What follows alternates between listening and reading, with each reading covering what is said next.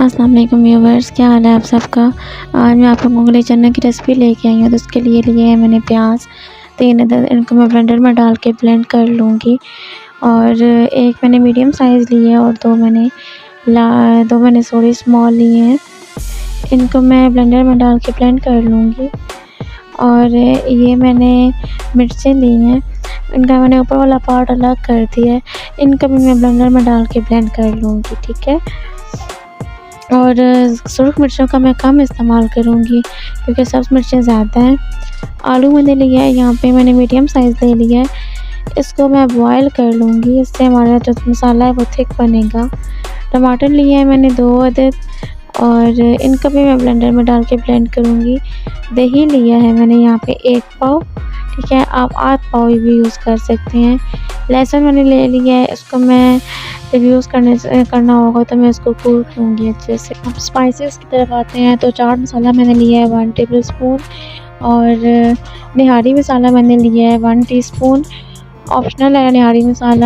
اور ہلدی لیا ہے میں نے 1 ٹی اسپون، سرخ مرچیں لی ہیں 1 ٹیبل اسپون، نمک لیا ہے 1 ٹیبل اسپون، خشک دھنیا لیا ہے 1 ٹیبل اسپون اور کالی مرچ کا پاؤڈر لیا ہے 1 ٹی اسپون، ٹھیک ہے۔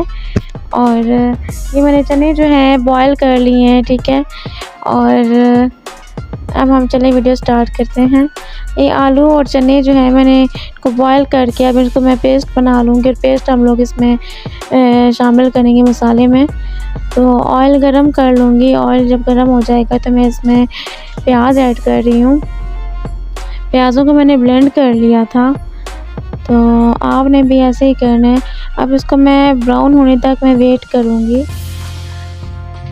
پیاز تو جو ہی ہو گئے ہیں ہمارے براؤن، اور اب میں اس میں شامل کروں گی لہسن، ٹھیک ہے، اس کو بھی میں ہلکا سا بھون لوں گی۔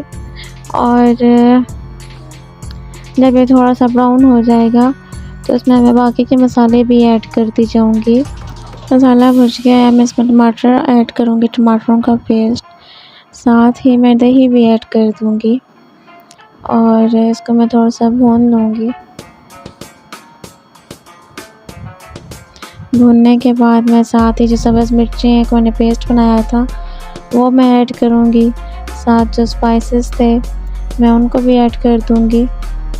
اور ہم لوگ اب اس مسالے کو اچھے سے بھون لیں گے جب تک کہ گھی نہ چھوڑ دے، آئل نہ چھوڑ دے جب تک، اور اس کا جتنا بھی پانی ہے وہ ڈرائی نہ ہو جائے۔ یہ جو پانی نظر آ رہا ہے اس کو ڈرائی کرنا ہے۔ اچھا، یہ یہاں پہ مسالے کا کلر ڈارک تھوڑا نظر آ رہا ہے، وہ اس وجہ سے نظر آ رہا ہے کہ لائٹ کا تھوڑا سا ایشو ہے۔ تو یہ میں قریب کر کے دکھا رہی ہوں کہ مسالہ ڈارک نہیں ہے، مسالہ بالکل پرفیکٹ ہے۔ اور اس کے بعد میں اس میں ایڈ کروں گی، جو ہم لوگ یہ بھی بن جائے گا نا تب تھوڑا تھوڑا پانی رہ جائے گا، تو ساتھ ہی میں اس میں جو آلو ہیں اور جو چنے ہیں ان کا پیسٹ جو ہے میں وہ اس میں شامل کر کے بھون لوں گی، ٹھیک ہے۔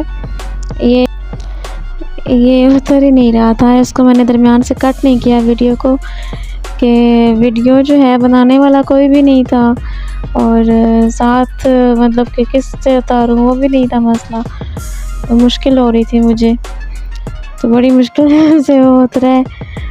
تو اس کو میں اچھے سے بھون لوں گی۔ یہ دیکھیں مسالے نے ہمارے آئل چھوڑ دیا ہے بالکل، ٹھیک ہے۔ اس پوائنٹ پہ ہم اس میں چنے ایڈ کریں گے، صحیح ہے، چنے ایڈ کر کے ہم ان کو بھون لیں گے اچھے سے۔ اور تھوڑی دیر بھوننے کے بعد ہم اس میں پانی ایڈ کریں گے، چنوں والا ہی پانی ایڈ کریں گے، اور ساتھ میں 2 چکن کیوب جو ہے وہ بندے لیے ہیں ان کو بھی میں ایڈ کر کے تو بوائل آنے تک میں پکاؤں گی، ٹھیک ہے۔ جب 2-3 بوائل آ جائیں گے تو میں ان کو اتار دوں گی۔ تو چلیں میں اب اس کو نا پلیٹ میں سرو کرتی ہوں اور پھر دیکھتے ہیں کہ یہ کیسا بنا ہے۔ تو جی یہ مزیدار سے چنے ہمارے تیار ہیں، اب یقین مانیے ان کا ٹیسٹ بہت ہی امیزنگ تھا۔ یہ میں نے اوپر چاٹ مسالہ جو ہے وہ میں چھڑک رہی ہوں، ٹھیک ہے، آپ بھی ڈال دیں اوپر چاٹ مسالہ اگر آپ کو پسند ہے تو اس کا ٹیسٹ بہت ہی امیزنگ ہے۔ اگر آپ کو ویڈیو پسند آئی ہو تو ہماری ویڈیو کو لائک کر دیں.